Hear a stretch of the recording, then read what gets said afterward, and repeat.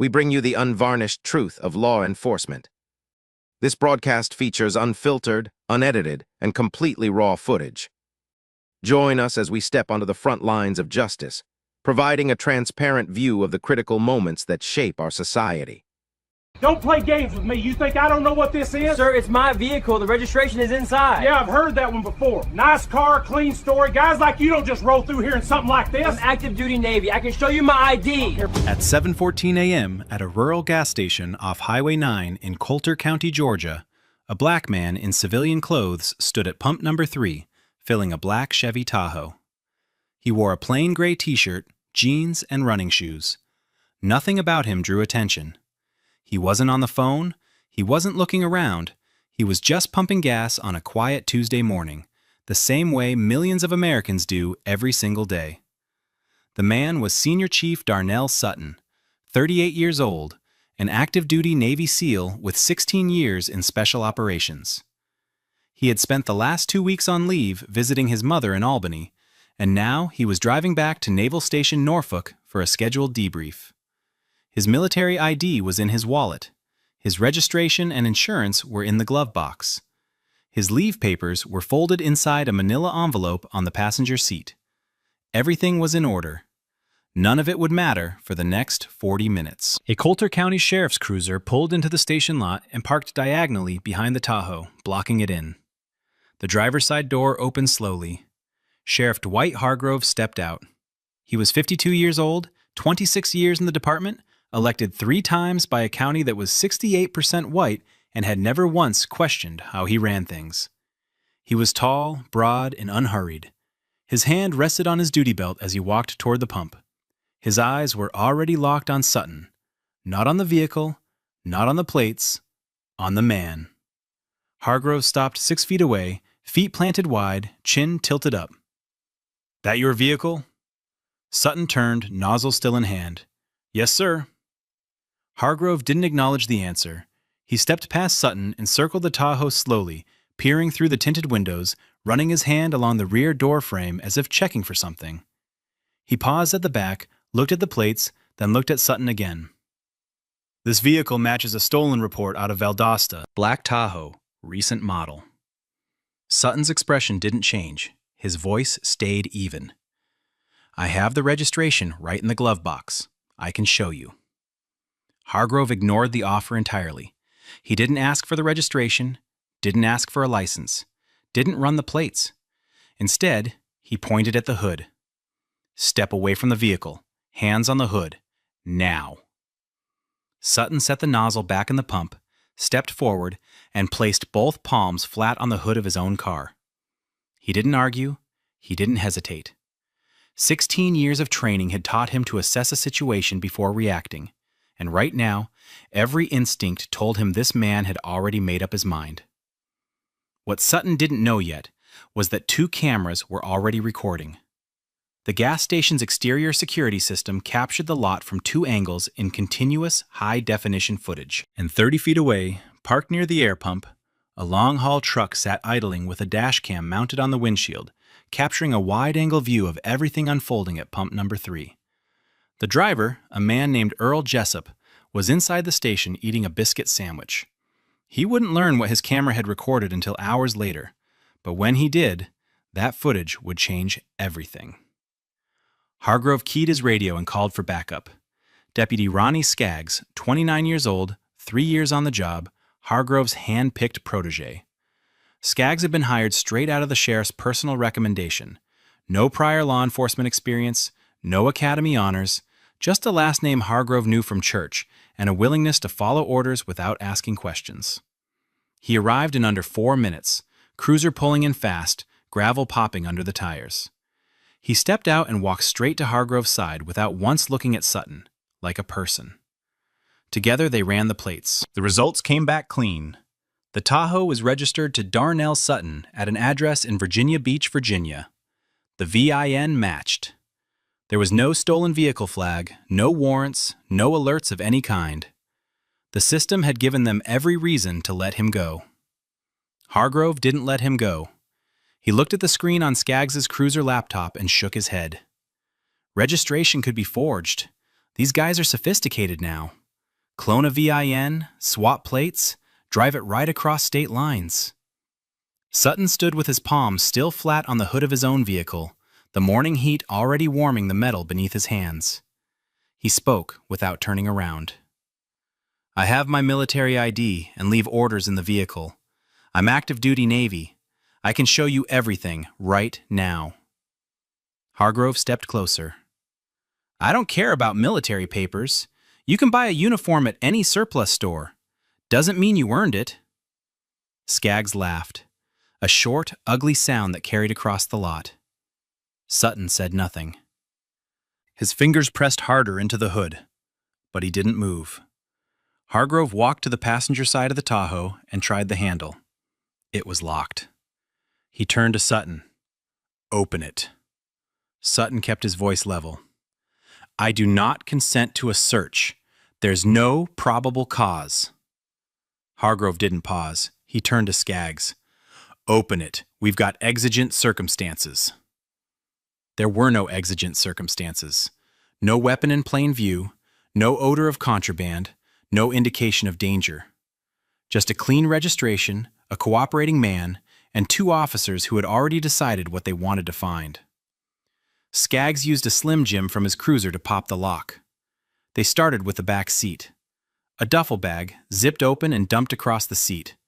Gym clothes, toiletries, a paperback novel. Then the garment bag. Skaggs unzipped it and pulled out a set of navy dress blues, pressed and squared away, ribbons pinned in perfect order. Hargrove took the uniform from Skaggs and held it up by the hanger, turning it in the light like a prop. He looked at Skaggs with a half grin. You ever seen a real Navy SEAL? Skaggs glanced at Sutton, then back at the uniform. Not one that looks like him. They both laughed. Sutton heard every word. His jaw tightened. His breathing stayed controlled. Behind the gas station counter, a young white woman named Colleen Fitch stood motionless, her phone raised to the window, recording. She had started filming the moment the second cruiser pulled in. She didn't say a word. She didn't need to. The camera was catching everything, the laughter, the uniform held up like a joke, and the man at the hood who had earned every ribbon on it, standing in silence while 2 men who hadn't mocked him for it. Hargrove pulled a pair of handcuffs from his belt and grabbed Sutton's left wrist without warning. Turn around, hands behind your back. Sutton turned slowly, keeping his movements deliberate. What am I being charged with? Suspicion of grand theft auto and possession of stolen property. Hargrove snapped the first cuff tight. The plates came back clean, Sutton said. The VIN matches my registration. You know this vehicle isn't stolen. Hargrove yanked the second wrist back and locked the cuff. We'll sort that out at the station. Out on Highway 9, cars had begun to slow. A white minivan with a family inside drifted past at half speed, the mother in the passenger seat staring through the window, one hand over her mouth. A pickup truck pulled onto the shoulder briefly, then moved on. A man on a motorcycle slowed, looked, and kept riding. They all saw the same thing. A black man in handcuffs standing beside his own vehicle while 2 officers treated him like he'd committed the crime of the century.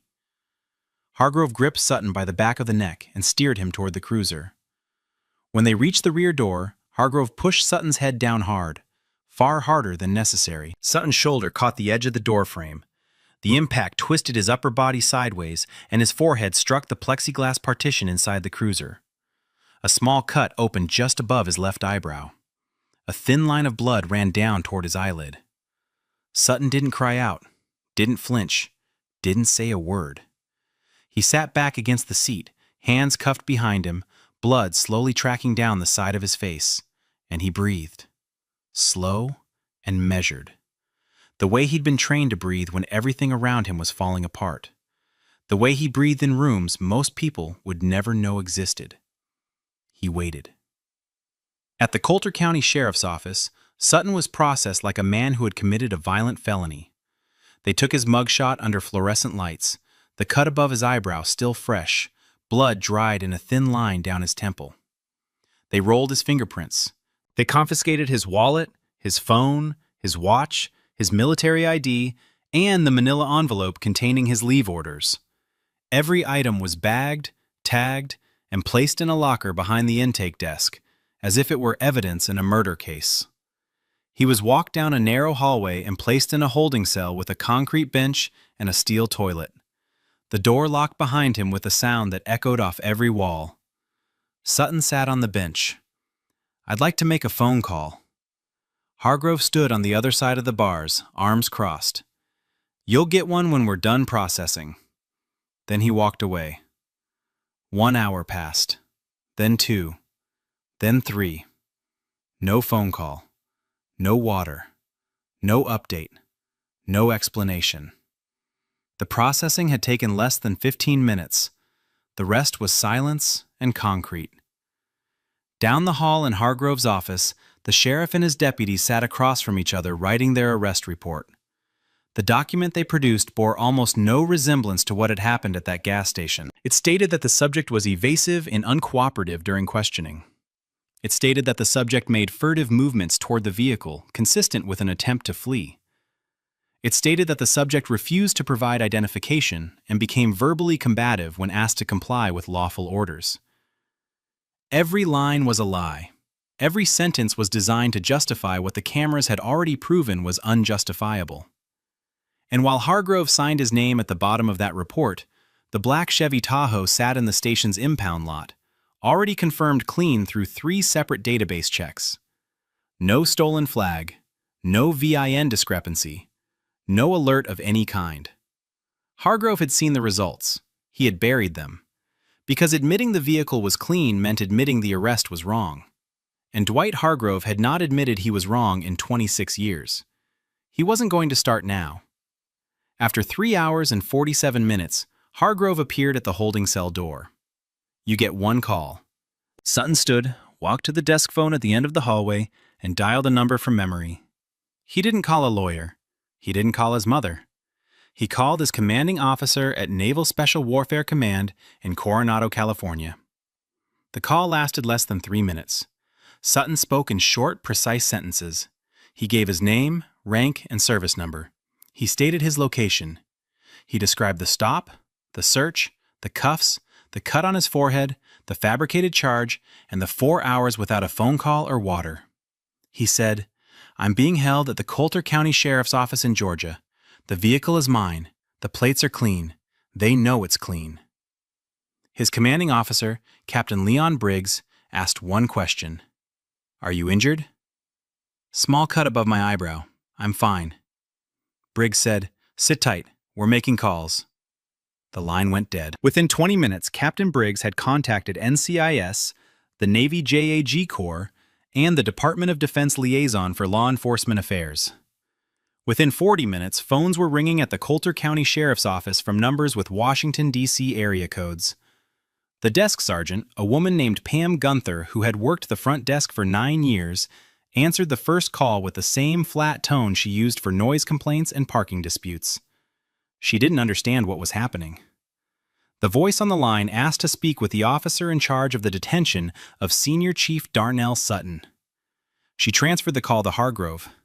He picked up the receiver in his office, leaned back in his chair, and said, "Sheriff Hargrove?" What he heard next straightened his spine. The voice on the other end identified themselves as a representative from the Pentagon's Office of General Counsel. The tone was not a request.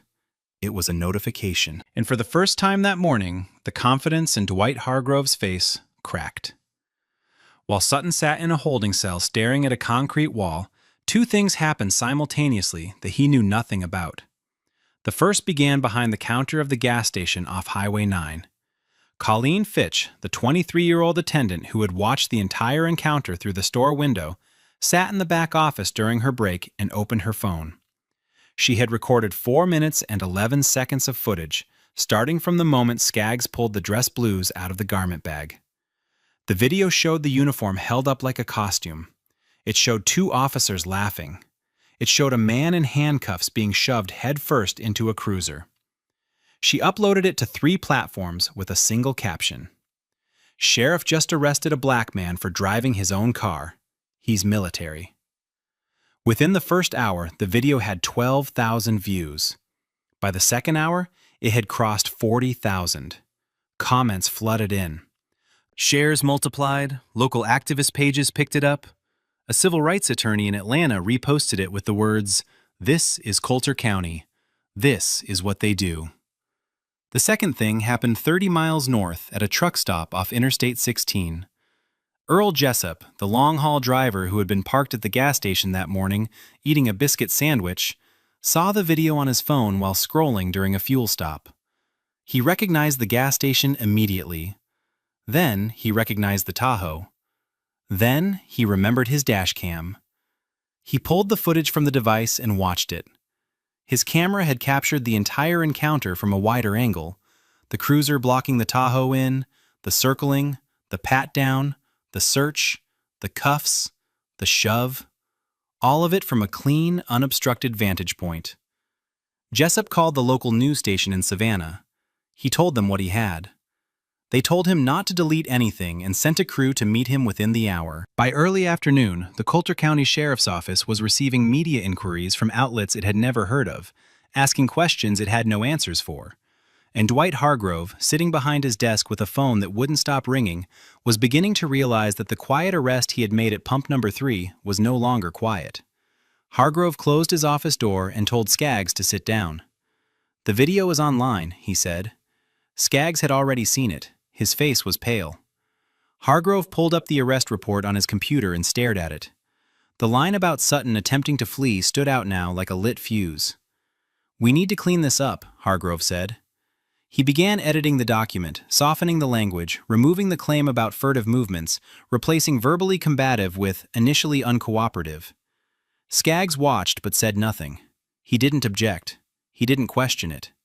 He sat in the same silence he had maintained at the gas station and let Hargrove rewrite the record. When the revised version was saved, Hargrove picked up the phone and called the county attorney, Vernon Poole. He explained the situation in broad terms, downplaying the force, omitting the cut on Sutton's forehead, framing the video as misleading and out of context. Poole listened, then asked one question. "Is the vehicle stolen?" Hargrove paused. "No."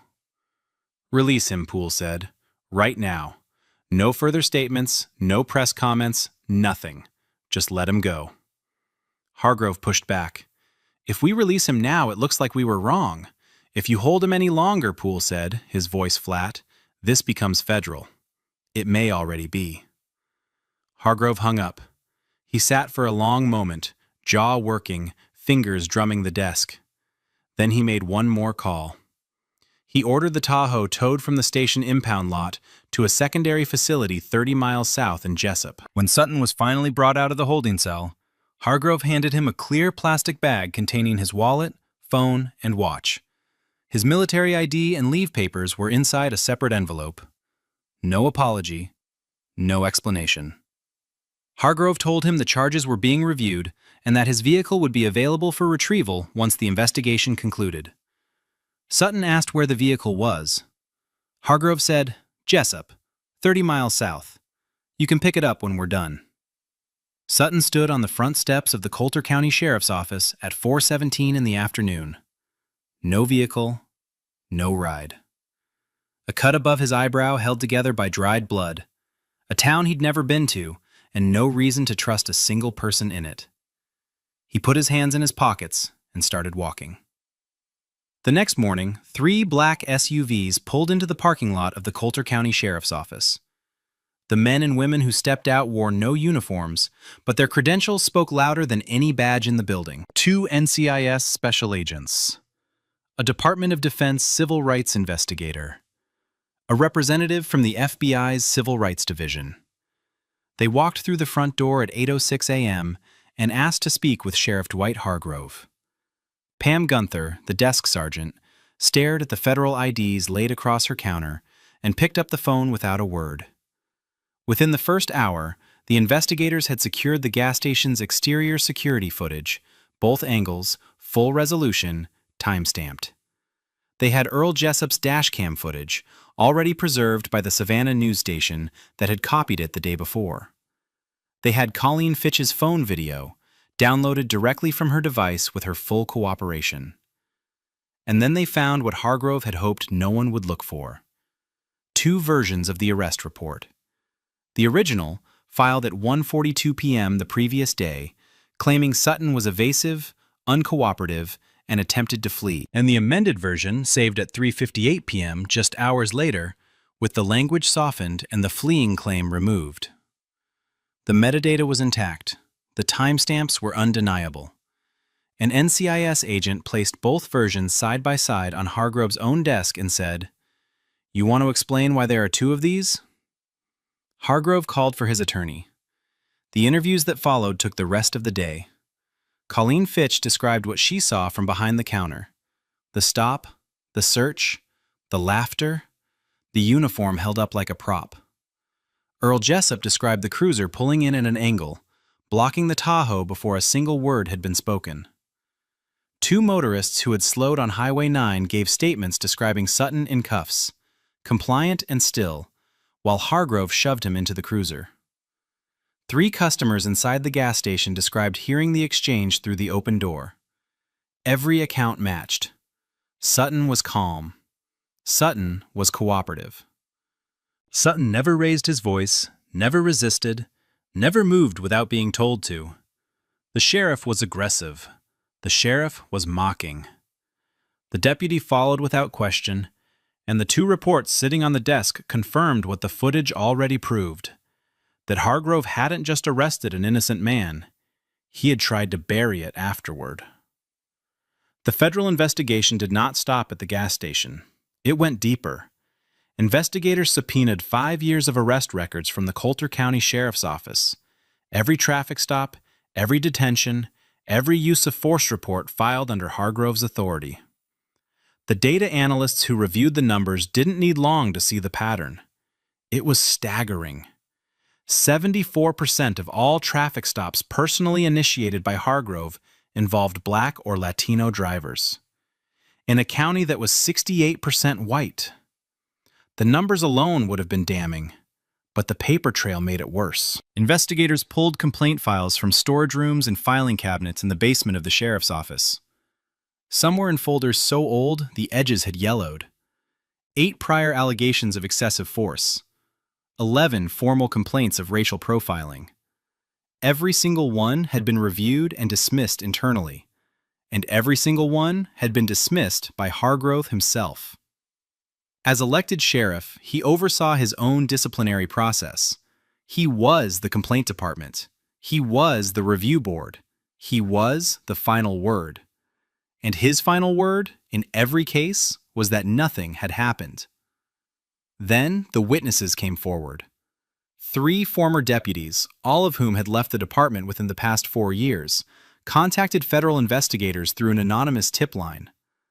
Their accounts painted a picture of a department rotting from the top. Racial slurs were common in the break room and on ride-alongs. Hargrove referred to certain neighborhoods in the county using terms no official should ever speak aloud. Deputies who pushed back or refused to participate in targeted stops were quietly reassigned to overnight shifts, denied promotions, or pressured until they resigned. One of the 3 former deputies provided something the investigators hadn't expected: a recording. It was audio from a department barbecue 2 summers earlier, captured on a phone that had been left recording on a picnic table. In the recording, Hargrove could be heard telling a joke to a circle of deputies. The joke was about a black man driving a nice car and getting pulled over for stealing it. The punchline got laughs. It was the exact scenario he had manufactured against Darnell Sutton at pump number 3.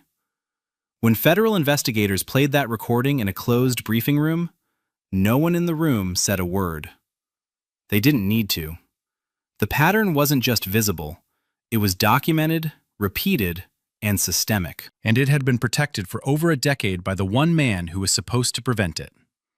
A federal grand jury convened in the Southern District of Georgia. The proceedings lasted 2 days. The evidence was presented methodically. The gas station footage, the dash cam footage, Colleen Fitch's phone video, the original arrest report and the amended version with its damning metadata, the 5 years of stop data, the buried complaints, the former deputy's testimony, the barbecue recording. On the second day, the grand jury returned indictments. Sheriff Dwight Hargrove was charged with deprivation of rights under color of law under 18 U.S.C. Section 242, conspiracy to obstruct justice for the falsified and amended arrest reports, and filing false statements in connection with a federal investigation. Deputy Ronnie Skaggs was indicted as a co-conspirator and charged with accessory to civil rights violations. He had followed every order. He had laughed at every joke. He had stood by while an innocent man was searched, cuffed, cut, and caged. The law had a name for that kind of silence. County Attorney Vernon Poole was investigated for his role in advising Hargrove during the hours between the arrest and the release. Prosecutors examined whether his instruction to release Sutton was damage control or genuine legal counsel. Poole cooperated fully, turned over phone records and emails, and provided a detailed timeline of his communications with Hargrove that afternoon. He avoided indictment, but his reputation in Coulter County would never fully recover. Hargrove posted bail and was suspended from duty pending trial. The governor's office issued a statement confirming that an interim sheriff would be appointed. 2 days later, Hargrove stood behind a podium outside the county courthouse and gave a press conference. His voice was steady, but his eyes were hard. He called the indictment a federal witch hunt, driven by media pressure and political agendas. He said he had served Coulter County faithfully for 26 years and that he would be vindicated. The clip was picked up by national outlets within the hour. It went viral, but not in his favor. The comment sections filled with links to the gas station footage, screenshots of the arrest data, and quotes from the barbecue recording. Hargrove had spent 26 years controlling the narrative in Coulter County. He could not control this one. The federal trial began on a Monday morning in the Southern District of Georgia. It lasted 2.5 weeks. On the first day, prosecutors played all 3 video sources synchronized on split screens: gas station security, Earl Jessup's dashcam, Colleen Fitch's phone footage. The jury watched from 3 angles as Sutton complied with every command, while Hargrove circled, mocked, searched, and fabricated. They heard the surplus store comment. They heard Skaggs laugh. They watched Hargrove shove Sutton's head into the doorframe and saw the cut open above his eyebrow. Sutton testified on the 4th day with the precision of someone trained to deliver after-action reports. Every word, every gesture, every minute on that concrete bench. When asked why he didn't resist, he paused. Because I know what happens to a black man who resists, even when he's right, especially when he's right. 3 former deputies described a department culture built on slurs and selective enforcement. A statistical expert presented the arrest data. 74% of Hargrove stops targeted black or Latino drivers in a county that was 68% white. Hargrove's defense claimed he acted on a legitimate stolen vehicle report. Prosecutors proved no such report existed in any database. The jury deliberated 5 hours. Guilty on all counts. Hargrove received 6 years. Skaggs received 2. Neither man apologized. The civil lawsuit followed. Sutton filed against Coulter County, Hargrove, and Skaggs, citing unlawful detention, excessive force, racial profiling, fabrication of evidence, and deliberate indifference. Discovery unearthed internal emails between county officials calling Hargrove's behavior a known issue, but noting he delivers results and the voters like him. The county settled for $4.2 million and entered a federal consent decree mandating independent oversight, mandatory bias training, body cameras, a civilian review board, and demographic reporting on all stops and arrests. Hargrove's name was removed from the department's wall of honor. His portrait was taken down from the courthouse lobby. No ceremony, no announcement. Just an empty hook on the wall and a faint outline where the frame had been. This case was brutal, but the case on the right spirals completely out of control. Seeking the truth is our ultimate mission. We dig deep to hold power to account, relying entirely on facts and data. Remember, the records never lie. Thank you for tuning in and supporting our work.